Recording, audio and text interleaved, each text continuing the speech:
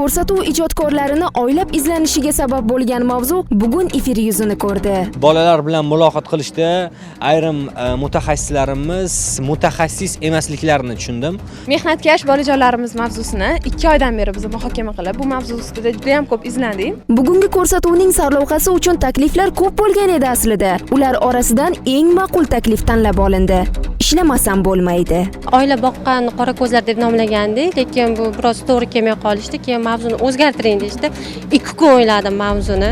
Muharrirga ham yozaman, shu mavzu bo'ladimi desam, yo'q o'zgartiring dedi. Oxiri birgalikda shu ishlamasam bo'lmaydi deb mavzu qo'ydik. Ko'rsatuv davomida ekspertlar bolalar kelajagi uchun o'z takliflarini bildirishgandi. Tasvirga olish ishlari tugagandan keyin ham ular taklif bildirishda davom etishdi. Oddiy qog'oz olasiz, oq qog'ozga kichkina masalan mana bunaqa yozuvchilar yozsangiz bo'ladi. O'sha qog'ozchilarni dizaynerlar ishlatsa bo'ladi. Ular dizaynerskiy proyekt ishlatadi, uyingizdan olib ketishadi. Siz shuni qilib ko'ring. Bo'ladimi? Bo'ladimi? Ha. Ularga yordam bera olasizmi o'rgatishga? Ha, albatta. Taklif bildirayotganlar faqat ekspertlar bo'lmadi. Shavkatjonning onasi uchun qo'limdan kelganicha yordam beraman deyapti tomoshabinlardan biri. Savobku yordam berishdi, nima deydi? Qo'limdan kelgancha yordam beraman, vrachman, meditsinam tushunaman. Berilayotgan takliflar bolalarning yaqinlarini qoniqtira oldimi? Tok-shouda ishtirok etgan bolalar ko'rsatuvdan so'ng o'zlariga qanday maqsadlarni qo'yib olishdi? Mana yordam qilamiz deyishdilar.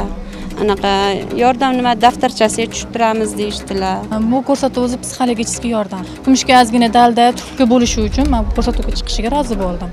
Ko'rsatuvdan keyin men vaqtimni shu bekor vaqtimni kitob o'qishga harakat qilaman. Endi harakat qilaman o'qishga.